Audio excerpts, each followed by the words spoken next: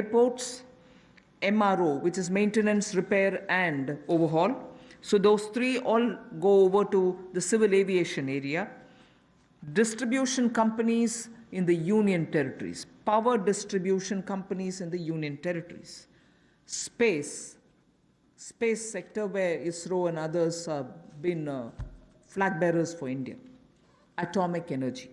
So 8 sectors, but I will be showing you about 10 to 12 slides, all of them explaining each one of these sectors in detail. नमस्कार। आत्मनिर्भर भारत की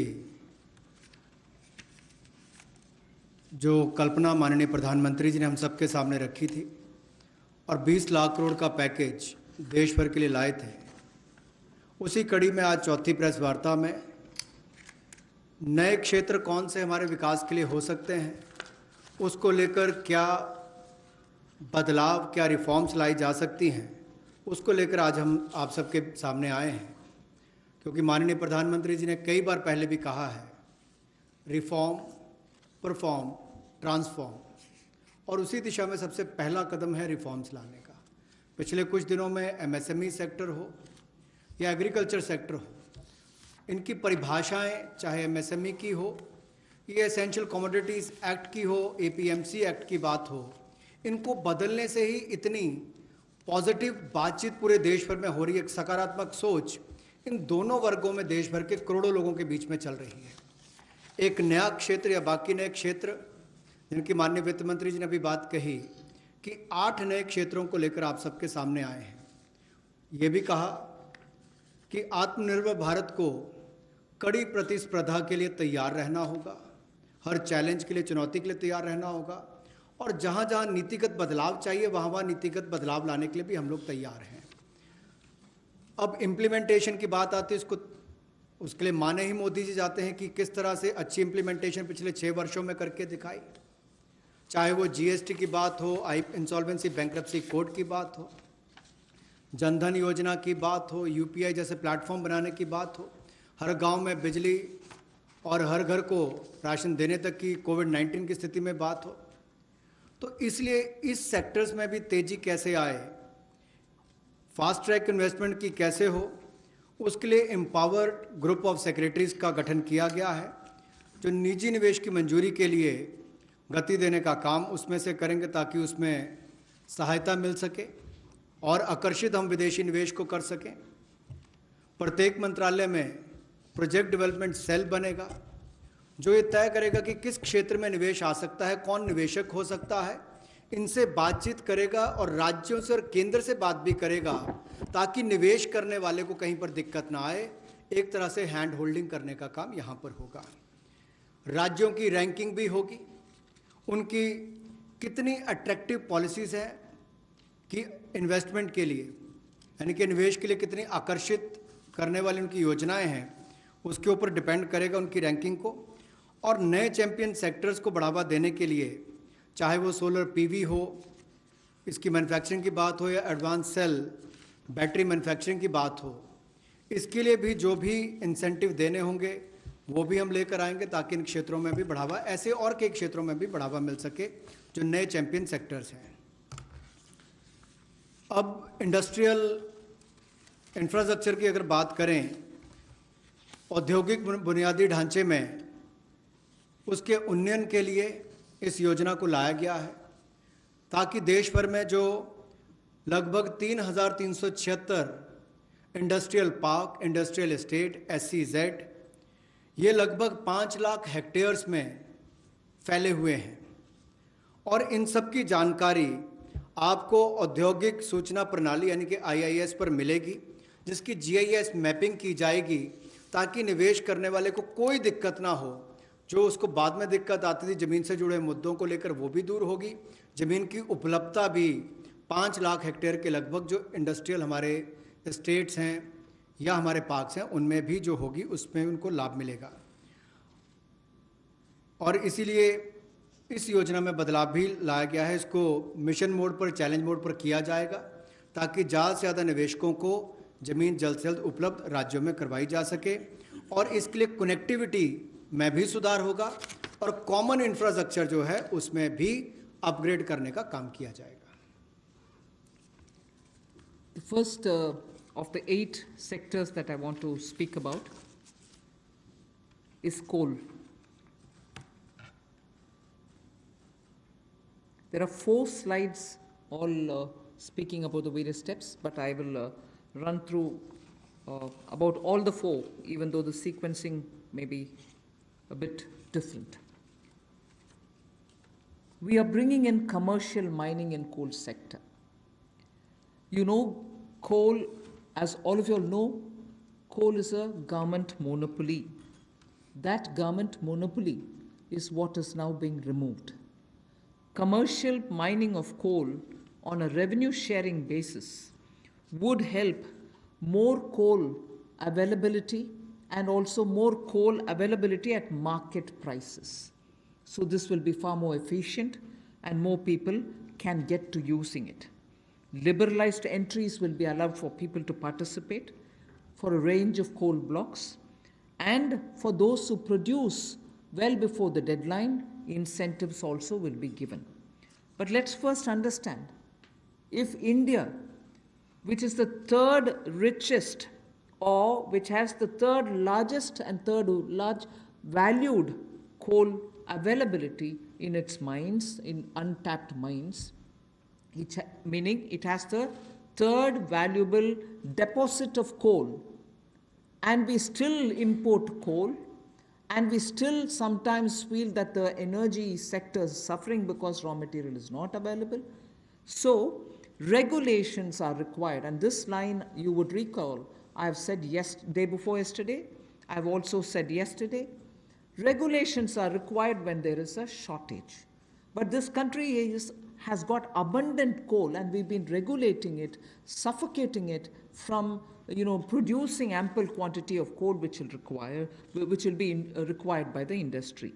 Economy can be benefiting from this kind of opening up. Of course, we are conscious that coal is not so environment friendly. So in order to have coal converted into gas, we are providing incentive so that coal is also used, but the environment commitments of India are honored, and we benefit from gasification of coal. And also the coal bed methane also will be auctioned, so that these coal beds which are with Coal India but untapped also can benefit the country. So the coal bed methane extraction also will happen through auctioning. 50,000 crores will be spent by Government of India for creating evacuation infrastructure, because after the coal is mined, brought to the pit head, you don't have enough right kind of infrastructure to have this mined coal evacuated from there. So 50,000 crores is being given to ensure that evacuation infrastructure is provided. So this is, in short, what is being done to bring in reforms in the coal sector.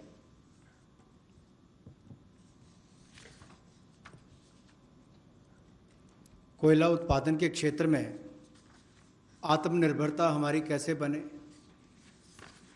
और केवल उतना ही कोयला बाहर से लाया जाए जिसकी आवश्यकता है, जो यहाँ पर उपलब्ध नहीं है। दुनिया के पहले 3 सबसे बड़े भंडारण क्षमताओं में जहाँ पर कोल ब्लॉक्स है, यानी कि जहाँ पर कोयला है, उसमें भारत आता है। उसके बावजूद हम शायद अपनी क्षमता का दोहन नहीं कर पाए जो हमारे पास उपलब्ध थी, और इसीलिए कुछ बदलाव इसमें किए जाएंगे ताकि इसमें जो प्रति टन पहले जितने रुपए मिलते थे उसकी बजाय अब राजस्व साझा करने की बात आएगी, उस पर जाया जाएगा। और जैसे पहले जो स्टील प्लांट चलाते थे, बिजली का उत्पादन करते थे, केवल उनको मिलता था, इसके लिए ओपन ऑक्शन भी होगी ताकि ओपन मार्केट में सेल कर सकें, ज़्यादा लोग इसमें आएँ, ज़्यादा इसका खनन हो सके, और इससे देश की अर्थव्यवस्था को और देश के उद्योग को भी बल मिलेगा। लगभग 50 ऐसे नए ब्लॉक्स खनन के लिए नीलामी पर आने वाले समय में उपलब्ध करवाए जाएंगे और इसमें अपफ्रंट पेमेंट की सीलिंग होगी। कोई पात्रता के बड़ी कंडीशन इसमें नहीं है इस तरह की, केवल उनको अपफ्रंट पेमेंट करनी है। और यही नहीं, इसके अलावा जो पार्शली एक्सप्लोर्ड थे हमारे खदान, उनको भी देने का काम किया जाएगा ताकि उनका भी खनन और किया जा सके और उसका लाभ भी मिले। कहीं ना कहीं आंशिक रूप से ये जो अन्वेषण हुआ था, अब इसको निजी क्षेत्र को देकर जल्दी उसमें और लाभ मिल सकता है और प्लेयर्स आएंगे तो खनन ज़्यादा हो पाएगा। और जो अपना समय से पहले खनन की प्रक्रिया को पूरा करता है तो उसको भी इंसेंटिवाइज करने का काम कुछ ऐसे प्रोग्राम्स के माध्यम से किया जाएगा। गैसिफिकेशन के लिए नई अलॉटमेंट्स की जाएंगी ताकि अलग अलग इसमें डाइवर्सिफाइड अपॉर्चुनिटीज मिल सकें उनको।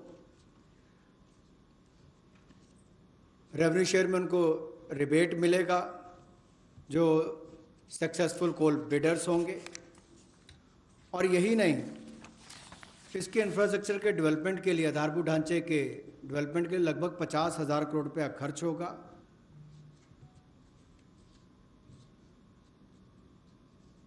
और ये जो कोल इंडिया लिमिटेड की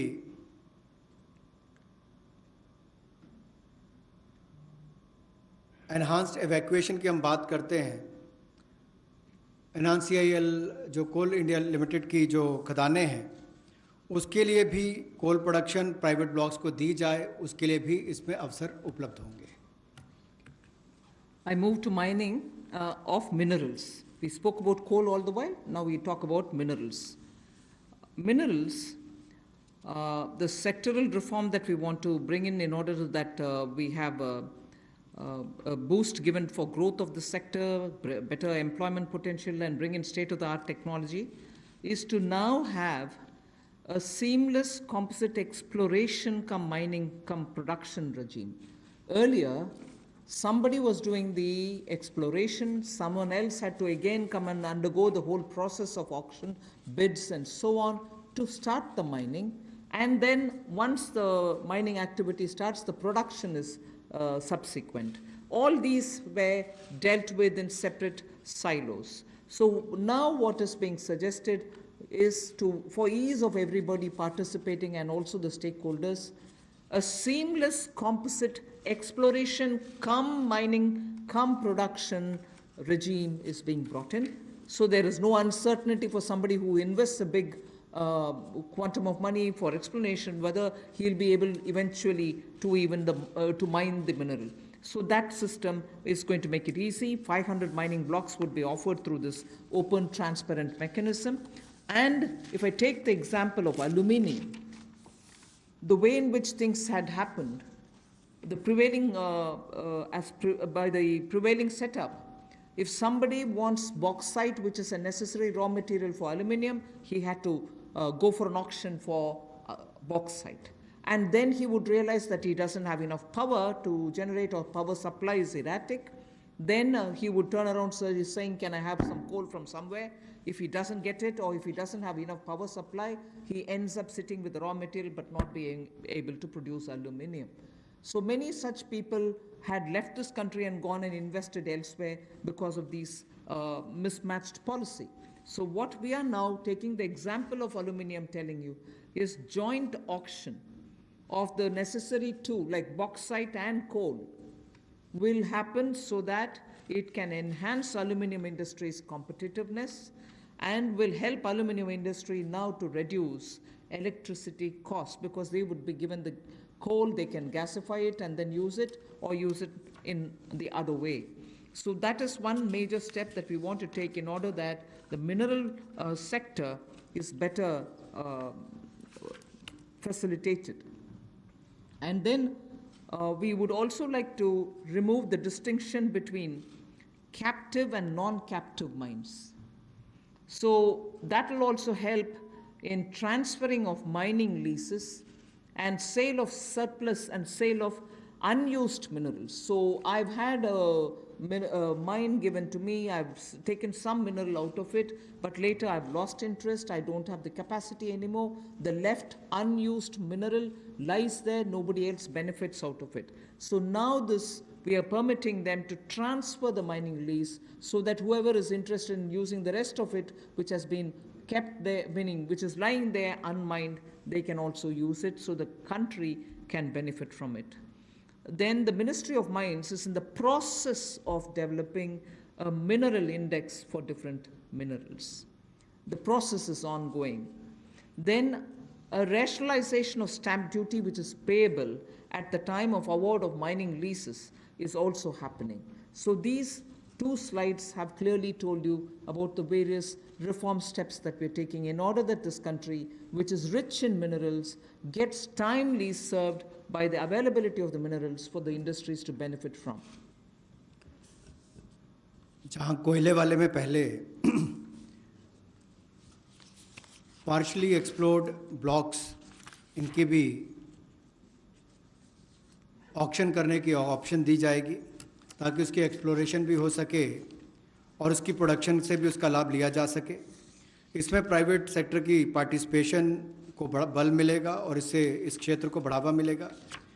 गैसिफिकेशन की जो बात की गई, इससे भी एक डाइवर्सिफाई करके क्लीन फ्यूल की तरफ जाने की बात अगर हम करें तो उसका भी लाभ मिल पाएगा।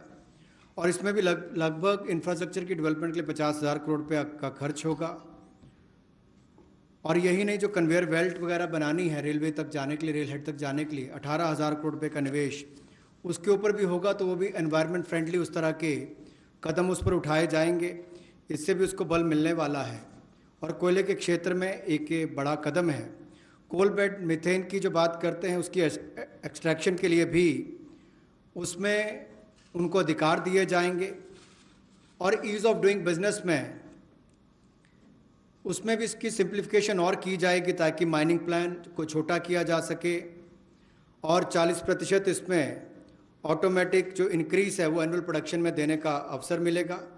और कंसेशन कमर्शियल टर्म्स में कहा जाए तो लगभग 5,000 करोड़ के इसमें वो भी होंगे। यही नहीं, इसके अलावा जो मिनरल सेक्टर में, खनिज क्षेत्र में आपने जो संरचनात्मक सुधार लाने की बात कही है, उसमें भी seamless composite exploration cum mining production regime की हम बात करते हैं कि इसको लाएंगे। और 500 माइनिंग ब्लॉक्स ये उपलब्ध करवाए जाएंगे। और इसमें भी बॉक्साइट और कोल मिनरल ब्लॉक्स, इसकी जॉइंट ऑक्शन हो, नीलामी प्रक्रिया हो, इसको बल दिया जाएगा ताकि जो एल्युमिनियम इंडस्ट्री है इससे उसको लाभ मिलेगा। अपनी बिजली की जो लागत आती है उसको कम करने के लिए भी, और एल्युमिनियम मैन्युफैक्चरिंग भी यहाँ पर ज़्यादा हो, इससे उसको बल मिलने वाला है। इससे जो हमारे खनन में उसको भी वृद्धि मिलेगी और रोजगार सृजन भी होगा और state of the art technology का भी इसमें उपयोग हो पाएगा।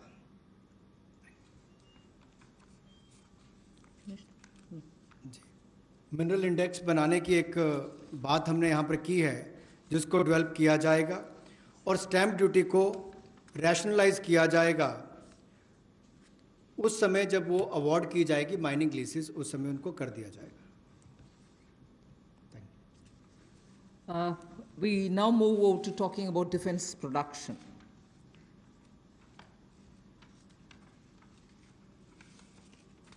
Make in India and self-reliance have now, as I said, become a partner in the sense of for self-reliance, Make in India is absolutely necessary.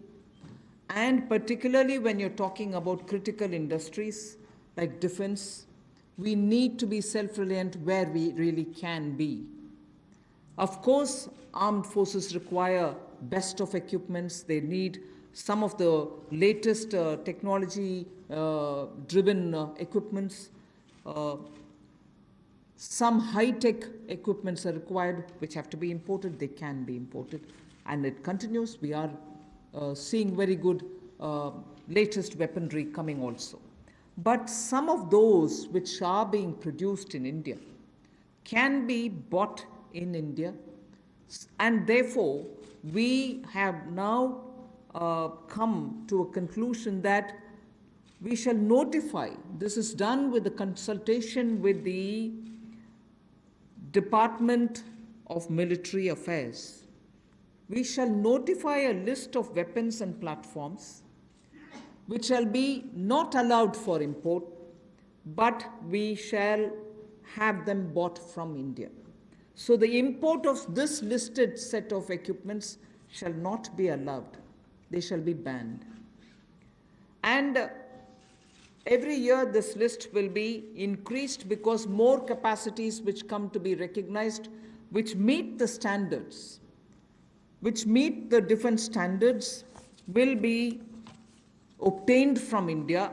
As they say, the defense's general staff qualitative requirements, the GSQRs for weapons and platforms, will all be honored, but those list of items which get notified can only be purchased from India. Indigenization of some imported spares will also be given priority. For years we have been producing spares which are good enough for even those imported vectors, imported weaponry, imported platforms. Unless we are able to do that, the spares are also something which India probably can produce but are getting imported. So indigenization of imported spares. Then for all this, a budget provision, a separate budget provision will also be given for domestic capital procurement. So this is going to be something with which the defense can make sure that their import bill can come down. This is done in consultation with the Department of Military Affairs, and this will be an important step towards making sure that Indian producers of defense equipments which are absolutely meeting with the standards which the armed forces would want will be purchased from India. The next step in defense production related reform is to improve the autonomy, accountability, and efficiency in ordnance supplies which are being made by the ordnance factories. And for this, we intend to corporatize ordnance factory boards. I like to emphasize here, corporatization is not privatization. It doesn't mean that the ordnance factory boards are going to be privatized. No, they're not being privatized. But corporatized they will be. We want them to be better managed. We also eventually hope that they will get listed in the stock market. Ordinary Indian citizens can also buy shares in them. And through that, we expect that the ordnance factory boards and their processes, decision-making, output, performance, all of them will be transparent for the Indian citizens. So ordnance factory boards will be corporatized, not privatized. I want to underline that, and I want media friends to please differentiate between corporatization and privatization. The next set of things about defense production is that FDI limits are being raised from 49% to 74%. Of course, it will have the security clearances and everything else, as always. And then we'll also have a mechanism established so that time-bound defense procurement processes happen. There will be a project management unit set up. Support will be given for contract management purposes. Then we'll, as I said earlier, a realistic setting for the general staff qualitative requirements, the GSQRs as they're known, of weapons and platforms will be made, because sometimes unrealistic quality requirements are established and quite a lot of time is spent in searching for suppliers who will meet all those requirements. You end up with just one supplier, and just buying it from one supplier is not permitted, and then you do the entire circle all over again. So realistic setting of qualitative requirements is something on which we'll place emphasis, and above all, overhauling of the trial and testing processes. Yes, we understand India is a country which has different climatic and geospatial requirements, tropical, coastal, Himalayan, high altitude, and everything else. But we still need to be far more efficient in trial and testing of procedures.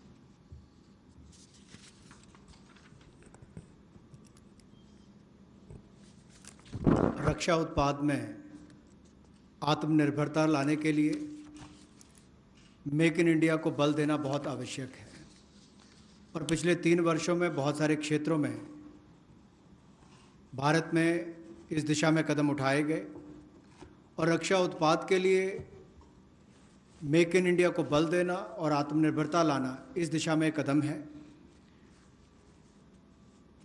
Weapons की list को notify किया जाएगा, platforms की list को notify किया जाएगा, और उन पर बैन लगाया जाएगा इंपोर्ट के लिए। हर साल इसके लिए अलग अलग टाइमलाइंस आती जाएंगी, ताकि वर्ष प्रति वर्ष भारत में हथियारों का उत्पादन यहीं पर हो और हम विदेशों पर कम निर्भर रहें। उस दिशा में एक कदम है। जो पुर्जे भी हमें इंपोर्ट करने पड़ते हैं, उसमें भी कमी लाने के लिए उनकी मैन्युफैक्चरिंग यहीं पर हो, भारतीय कंपनियों में उनका निर्माण हो, यहीं पे भारत में हो। और यही नहीं, इसके लिए सेपरेट बजट का प्रावधान भी किया जाएगा, जो डोमेस्टिक कैपिटल प्रोक्योरमेंट है उसके लिए। और इससे हमारे डिफेंस इंपोर्ट बिल में भी एक भारी कटौती होगी, लेकिन जिसका सीधा लाभ भारत में बनाने वाली उन कंपनियों को मिलेगा जो हिंदुस्तान के सैन्य की एक आपूर्ति करेंगी। और इसी दिशा में ऑटोनॉमी लाने के लिए और ज़्यादा जवाबदेही, अकाउंटेबिलिटी तय करने के लिए और कामकाज में एफिशिएंसी लाने के लिए ऑर्डिनेंस सप्लाईज जो हैं, जो हमारी कॉरपोरेशन हैं, जो हमारे ऑर्डिनेंस फैक्ट्रीज़ हैं, उनका कॉरपोरेटाइजेशन यानी कि निगमीकरण करने की हम बात कर रहे हैं। और निगमीकरण और निजीकरण में बहुत अंतर है। ऑर्डिनेंस फैक्ट्री बोर्ड का निगमीकरण होगा ताकि उनके कामकाज में और सुधार हो, बेहतर प्रोडक्ट बन सकें, सेना को और अच्छे हथियार मिल सकें, दुनिया भर के देशों पर हमारी निर्भरता कम हो, हिंदुस्तान के अंदर और रोज़गार पैदा हो सके, कंपनियों को लिस्टिंग कराकर उनकी भी क्षमता बढ़ाने का काम किया जा सके। कुल मिलाकर पारदर्शिता और बेहतर प्रदर्शन की ओर हम आगे बढ़ सकें, इसलिए निगमीकरण करना बहुत आवश्यक है। इसलिए ऑर्डिनेंस फैक्ट्री बोर्ड का निगमीकरण किया जाएगा। और दूसरा रिफॉर्म्स, जहां एफडीआई लिमिट है डिफेंस मैन्युफैक्चरिंग के क्षेत्र में, वो स्वचालित प्रत्यक्ष विदेशी निवेश के लिए 49% से बढ़ाकर 74% कर दी जाएगी। यानी कि automatic defence route, automatic FDI का जो रूट है उसके लिए 49% से 74% उसको कर दिया जाएगा लिमिट को। और time bound defence procurement process हमारा हो, इसके लिए त्वरित फैसले लेने का भी काम किया जाएगा। अनुबंध प्रबंधन के लिए प्रोजेक्ट मैनेजमेंट यूनिट का गठन किया जाएगा। और जो GSQRs हैं वेपन्स और प्लेटफॉर्म्स की, उसको भी व्यवहारिक बनाने का काम किया जाएगा। और जो हमारे प्रशिक्षण की प्रक्रियाएं हैं, जिसमें बहुत लंबा समय, कई बार वर्षों तक लग जाते हैं, उसका जीर्णोद्धार भी किया जाएगा ताकि उसमें कम समय लगे और जल्दी प्रोक्योरमेंट करने का, ताकि टेस्टिंग समय पर हो जाए, ट्रायल्स हो जाए और हम समय पर उनका ऑर्डर कर सकें। The next three relate to civil aviation. I'll be fairly speedy about them. One relates to airspace management. The next relates to PPP and airports which are being given for management and maintenance. Then MRO hub. The three are put together relating to civil aviation. The first is the airspace management. Just to give you a background, only about 60% of the Indian airspace is freely available. And that's because airspace is fairly restricted for its use for civil purposes and defense purposes. This means that all these years, all these decades, we have been flying to some most destinations, not through the shortest route, but slightly longer routes, which means you're having more time in the air. This actually has to be rationalized. Optimum utilization of airspace is best, because after all, the fuel spent is also something which we import. Huge bill goes for that. Finally, the customer ends up paying more price for the flying. And for pilots, it's an extra hour of flying or half an hour of flying. Above all, if we are able to optimally utilize the airspace and reach quickly, every one of our time is saved. And therefore, now rationalization is going to happen. We will be able to get to our destination at the shortest possible time, thus saving travel time, thus saving fuel, thus saving also the pilot's flying time. This is an environment-friendly step, but having very big implication on India's fuel importable and also for civil aviation, which in India has biggest potential in growth. Civil aviation is up for a big leap. So the airspace availability through which the flying time is influenced is going to be better. That is one. The second that I'd like to tell you about is 6 more airports are for auction, and the Airports Authority of India shall do it on public-private basis, PPP basis. Additional investments also are likely to happen by private players in about 12 airports, which they are already holding, for better world-class facilities to be brought in. So majorly, airports in India will become far more with better facility and customer experience. This has financial implications to the extent not so much for the budget, but the AAI, the Airports Authority of India, will get a down payment of 2,300 crores, and also the first and second rounds of investments are expected to get 13,000 crores. So this is one step which will at a time increase better facilities and also make our airports a lot more worthy experience for the passengers. The third in this, because it's all pertain to civil aviation, is making India an MRO hub. This was mentioned also in the budget. Maintenance, repair, and overhaul of aircrafts is a big business. Most of the Indian aircrafts themselves go abroad to do their repair works, spend on parts there, and also come back for after the overhaul to India. But maintenance and repair and overall, India has all the capacities, manpower skills required, soft skills required, and also India can then be the center for many of the flights which go towards Southeast Asia, long distance to Australia, similarly westwards also. If we make sure that MRO's ecosystem is created in India, for which the tax regime has already been altered so that it favors setting up MRO in India, this is a major step that we want to make sure that India benefits from.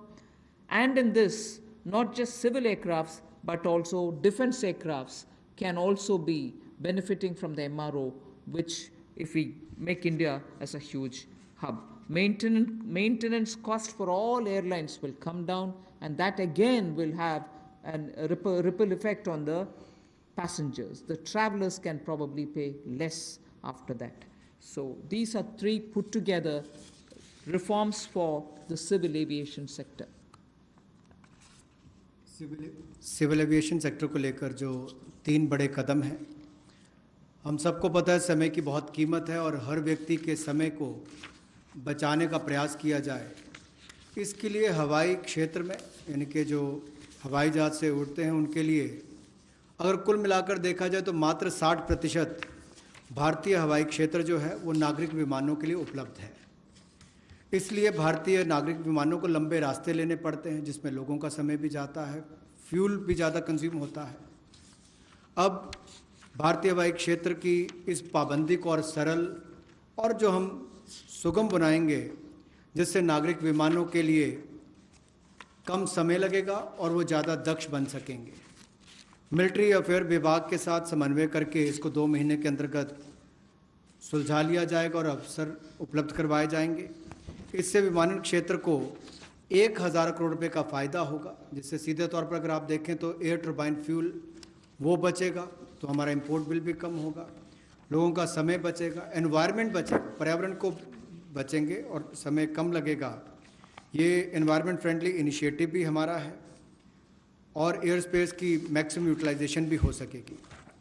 दूसरा, हवाई अड्डों पर अच्छी सुविधाएं और कैसे मिले, इसके लिए वर्ल्ड क्लास एयरपोर्ट्स पीपीपी के माध्यम से, प्राइवेट पार्टनरशिप के माध्यम से कैसे हो। एयरपोर्ट अथॉरिटी ऑफ इंडिया ने ये सार्वजनिक निजी साझेदारी के तहत 6 में से 3 हवाई अड्डों का अनुबंध प्रदान किया है और इसमें से जहां पहले 540 करोड़ रुपया आता था प्रतिवर्ष, अब 1000 करोड़ रुपया आता है। और इसके अलावा एयरपोर्ट अथॉरिटी ऑफ इंडिया को डाउन पेमेंट भी लगभग 2300 करोड़ रुपए की मिलेगी। ये एनुअल रेवेन्यू जो 6 एयरपोर्ट्स का है, और 6 और एयरपोर्ट्स को आइडेंटिफाई किया गया है दूसरे राउंड की बिडिंग के लिए। इसका बिड प्रोसेस भी जल्द शुरू कर दिया जाएगा। अतिरिक्त निवेश जो हम इस प्राइवेट प्लेयर्स के माध्यम से देख रहे हैं निजी क्षेत्र में, ये 12 हवाई अड्डों में पहले और दूसरे चरण में लगभग 13,000 करोड़ रुपए का आएगा। 13,000 करोड़ रुपए का निवेश पहले और दूसरे चरण में 12 हवाई अड्डों में आएगा और 6 और एयरपोर्ट्स के लिए भी जल्द ही तीसरे राउंड में बिडिंग की प्रक्रिया, नीलामी की प्रक्रिया शुरू हो जाएगी। एक और क्षेत्र है जो मेंटेनेंस, रिपेयर, ओवरऑल की बात करते हैं। जैसे गाड़ियों की रिपेयर तो लोकली हो जाती है, लेकिन हवाई जहाज़ों का इंजन हो, बाकी स्पेयर्स हों, इसकी रिपेयर चाहे सिविल एविएशन के हों, नागरिक विमान हो या मिलिट्री के हों, उनमें से भी ज़्यादातर विदेश में जाकर रिपेयर होते थे। तो एक और हमारे यहाँ के लोगों का रोजगार के अवसर छिनते थे, दूसरा बाहर जाकर उनको मेंटेनेंस करवानी पड़ती थी। अब उसके लिए भी टैक्स रेजिम में बदलाव किए गए, उसमें एमआरओ का लिए इकोसिस्टम बनाया गया जिसको रैशनलाइज किया गया है। इससे लगभग जो 800 करोड़ से लेकर 2000 करोड़ रुपया 3 वर्षों में एयरक्राफ्ट के कंपोनेंट्स की रिपेयर के लिए या एयरफ्रेम की मेंटेनेंस के लिए जो खर्चा होता है उसमें भी बचत होगी और वो काम यहीं पर मिलना शुरू हो जाएगा हिंदुस्तान के अंदर।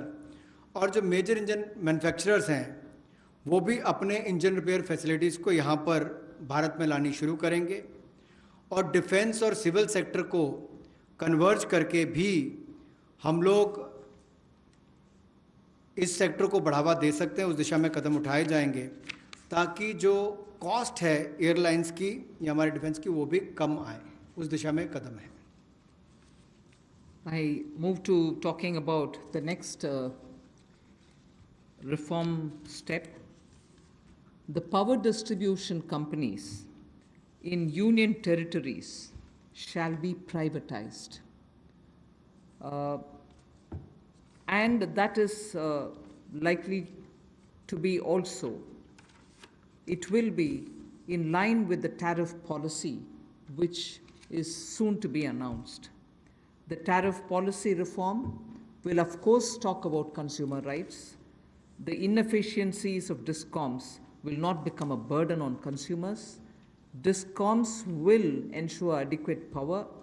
The standard of service that they provide will improve, and they will promote industry better by providing open access. Sustainability is an issue with power sector. We want to be sure that timely payments to the GenCos happen. You are aware that 90,000 crores have been given this time because DISCOMs were not able to pay or service their dues to the GenCos. Such disruptions or ups and downs should be avoided, and DBT also for subsidy receiving beneficiaries will be given directly, and smart prepaid meters will be set up, about which I had mentioned in the budget also. So tariff policy coming into place will also see one more major step, in that in the union territories we shall make sure that the DISCOMs are privatized. Suboptimal performance of power distribution and supply can never be in favor of the customer. So that is as regards power sector reforms.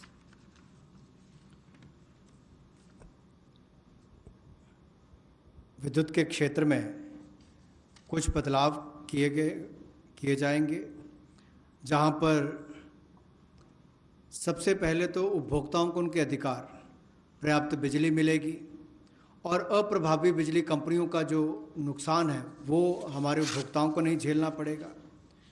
Discoms को पर्याप्त बिजली उपभोक्ता को उपलब्ध करवानी पड़ेगी, load shedding करने वाले को पेनलाइज किया जाएगा। दूसरा, इंडस्ट्री को बल मिलेगा, उद्योग को बढ़ावा मिलेगा, इससे क्रॉस सब्सिडी में कमी आएगी, विद्युत उत्पादन को बढ़ावा मिलेगा और जो विद्युत उत्पादन करने वाली कंपनियां हैं उनमें भी प्रतिस्पर्धा बढ़ेगी और इनको चयनित भी उसी आधार पर किया जाएगा ताकि ये अच्छी सुविधाएं और सर्विसेज दे सकें। बिजली क्षेत्र में स्थिरता आएगी, इसमें कोई रेगुलेटरी एसेट्स नहीं होंगे और टाइमली पेमेंट जो है, समय पर जो पेमेंट है, जो पावर यानी कि बिजली का उत्पादन करने वाली कंपनियां उनको होंगी। डीबीटी का लाभ हमने बहुत सारी योजनाओं में देखा है कि किस तरह से माननीय मोदी जी की सरकार ने बहुत सारी योजनाओं को अब डायरेक्ट बेनिफिशियरी ट्रांसफ़र के रूप से सीधा उपभोक्ता के खाते में पहुंचाने का काम किया, जिसमें उपभोक्ताओं को बहुत लाभ मिला। तो यहाँ पर भी सब्सिडी डीबीटी के माध्यम से और स्मार्ट प्रीपेड मीटर्स लगाने का काम किया जाएगा ताकि किसी के साथ कोई धोखाधड़ी ना हो सके और उसका भी लाभ मिलेगा। इसके साथ साथ जो वितरण है बिजली का, वो यूनियन टेरिटरीज में उसको प्राइवेटाइजेशन करने के लिए, निजीकरण करने के लिए कदम उठाए जा रहे हैं। इस पे जो सब ऑप्टिमल परफॉर्मेंस इनकी पावर डिस्ट्रीब्यूशन कंपनीज की आ रही है और जो सप्लाई में भी कमी रहती है उसमें भी सुधार होगा और इसमें जो पावर डिपार्टमेंट और यूटिलिटीज़ हैं, यूटीज़ में इनका निजीकरण किया जाएगा। इससे बेहतर सर्विसेज को बल मिलेगा, जैसा मैंने अभी आपको कहा। और यही नहीं, हमारी पावर डिस्ट्रीब्यूशन में भी एफिशिएंसी और आएगी और एक मॉडल के रूप में हम इसको देश भर के लिए खड़ा करके देंगे। सबसे पहले इनको यूनियन टेरिटरीज में खड़ा किया जाएगा और मुझे पूर्ण विश्वास है बाकी राज्य इन मॉडल्स को देखकर अपने अपने राज्यों में सुधार करने के लिए भी भविष्य में आकर्षित होंगे। The next is on social infra projects. For creation of social infrastructure projects, which are like hospitals, because India needs a ramp up on social infrastructure, government has made a provision for 8,100 crores, that will be the total outlay, which will be going in the form of viability gap funding. So in general, for most projects which are supported by government or states or the statutory bodies, 20% is what is given as viability gap funding. But in this case of social infrastructure, government has decided to give 30% viability gap funding. So the quantum is increased from 20 to 30%.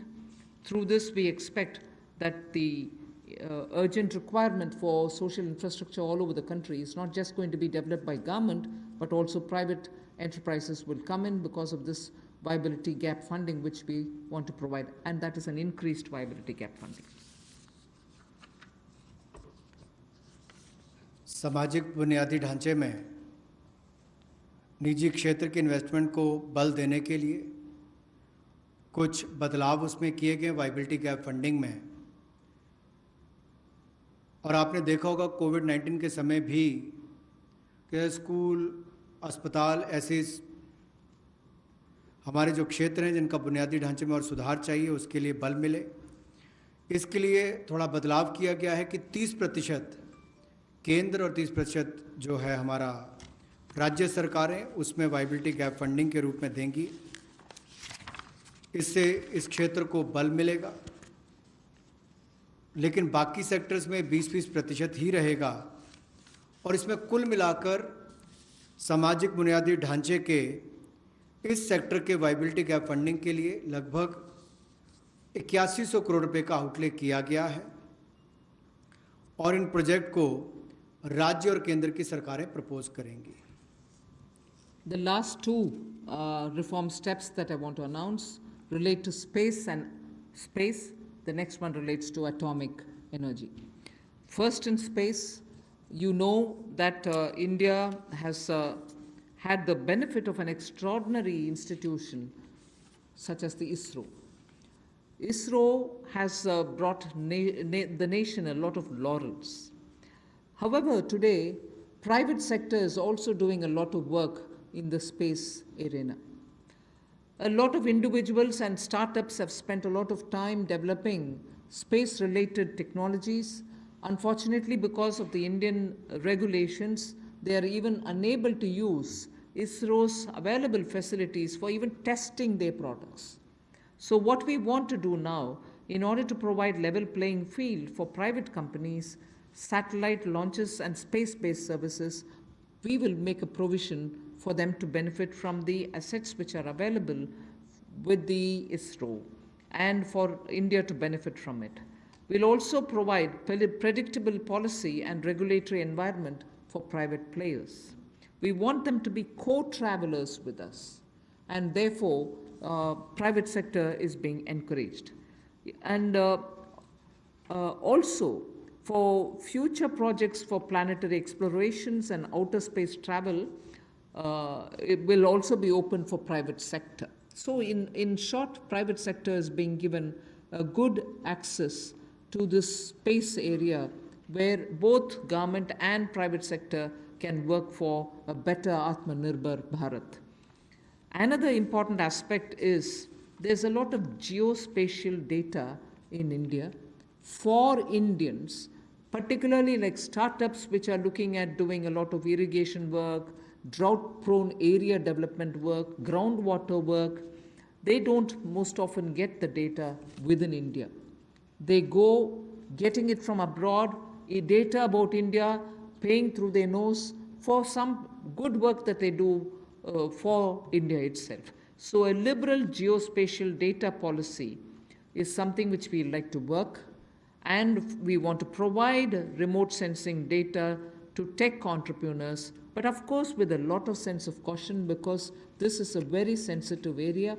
We want to also give the benefit and the advantage to the Indian startups who are also doing pioneering work. अंतरिक्ष के क्षेत्र में भारत ने बहुत अच्छा काम पिछले कुछ वर्षों में किया है।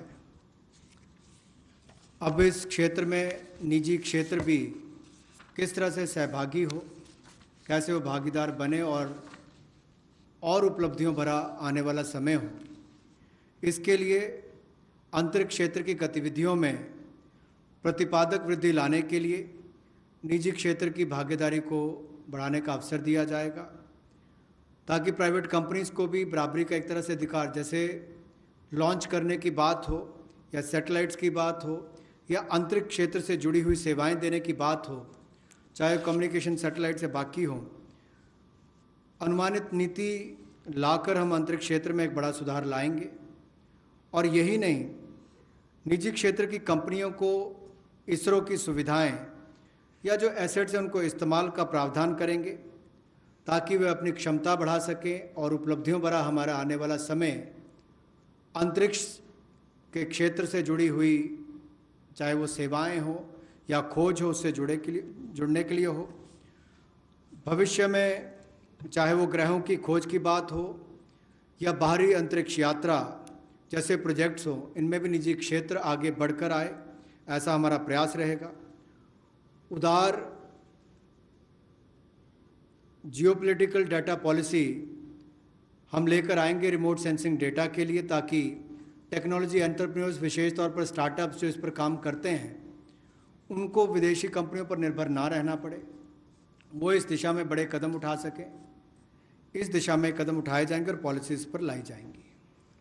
The last step for today under the set of reforms that we are announcing is related to atomic energy related reforms. There shall be a research reactor in PPP model which will be established only for the production of medical isotopes. Now, medical isotopes are increasingly used in cancer treatment. In fact, India has earned a lot of goodwill from very many countries which had India supply them these isotopes. So, absolutely for promoting welfare of humanity through affordable treatment for cancer and other diseases, we shall be establishing a research reactor in PPP mode, and that will produce medical isotopes. The next is establishing facilities in, again, PPP mode.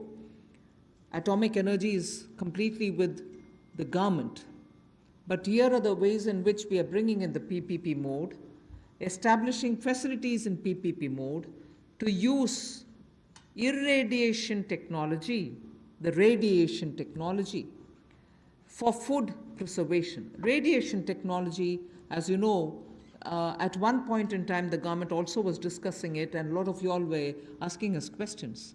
In crops which are like perishable crops like onions, most often when there is a good crop, because of its short shelf life, they are normally sold at a absolutely low price, or they are left to rot. Whereas when you use radiation technology, we are able to provide it the necessary qualities with which it can be stored for a longer time. Shelf life of perishable goods like onions can be improved and longevity given. This is something on which technology development incubation centers being established now will also set up a kind of synergy between research facilities and tech entrepreneurs who can develop such technologies which will be used for very many daily use matters such as vegetables and fruits preservation and so on. So this pertains to reforms in atomic energy, and that's my last slide. Atomic energy से related जो हमारी reforms हैं, उस पर जो cancer के क्षेत्र में भी भारत ने दुनिया भर में दवाइयाँ देने का काम हो, या कोविड-19 के समय भी दुनिया भर के देशों को यहाँ से फार्मा सेक्टर ने जो दवाइयाँ भेजी, उसमें और आगे हम क्या कर सकते हैं। मेडिकल आइसोटोप्स का उत्पादन करने के लिए पीपीपी मोड में रिसर्च रिएक्टर्स का स्थापना करेंगे, और इससे मानवता की सेवा को और बल मिलेगा। और भारत ने जो कोविड-19 के समय हो या कैंसर की ट्रीटमेंट के लिए भी इससे पहले लगातार दुनिया भर के देशों को यहाँ से मेडिसिन देने का काम किया हो, उस दिशा में भी हम कदम आगे बढ़ा सकें। पीपीपी मोड में जहाँ फैसिलिटीज़ देने की बात है, वहीं पर पिछले कल हमने कहा था टॉप से टोटल, टोमेटो, ऑनियंस, पोटैटो से टोटल, यानी कि सभी सब्जियों के लिए 500 करोड़ रुपए का जो हम प्रावधान 6 महीने के लिए लेकर आए थे कि पेरिशेबल गुड्स सड़गल ना जाएं, उनको भंडारण की क्षमता हो, तो उस दिशा में भी और काम हो सके और फैसिलिटीज़ बना सकें। तो उसी लिए ये पीपीपी मोड में एकीकृत खाद्य संरक्षण केंद्र हम लोग विकिरण टेक्नोलॉजी यानी कि इरेडिएशन टेक्नोलॉजी के माध्यम से बनाएंगे, ताकि हमारे कृषि क्षेत्र को भी इससे बल मिल सके और भंडारण की क्षमताओं को भी इसका लाभ मिल सके। इसके अलावा जो दुनिया भर में भारत के युवाओं ने स्टार्टअप्स के माध्यम से भारत का नाम रोशन किया है, दुनिया के अग्रणी देशों में भारत को लाकर खड़ा किया, ये भारत के युवाओं की एक बहुत बड़ी उपलब्धि है। उसी दिशा में ये स्टार्टअप के रोबस्ट इकोसिस्टम को हम न्यूक्लियर सेक्टर के साथ जोड़ने जा रहे हैं, ताकि टेक्नोलॉजी डेवलपमेंट कम इंक्यूबेशन सेंटर्स को सेटअप किया जा सके, इनकी सिनर्जी हो हमारे रिसर्च फैसिलिटीज़ और टेक्नोलॉजी एंटरप्रेन्योर्स के बीच में। एक बहुत बड़ा कदम है इस दिशा में कि एक नया क्षेत्र हमारे देश के युवाओं को अपनी प्रतिभा दिखाने के लिए मिलेगा। स्टार्टअप्स के माध्यम से उन्होंने दुनिया भर में भारत का नाम रोशन किया है, उससे बल मिलेगा और निश्चित तौर पर इससे आगे बढ़ने के अवसर मिलेंगे। और वहीं पर टॉप से टोटल में हमें टेक्नोलॉजी का लाभ भी किसानों के लिए और भंडारण क्षमता के लिए मिलेगा। बहुत बहुत धन्यवाद। धन्यवाद। Friends, we can take some questions, otherwise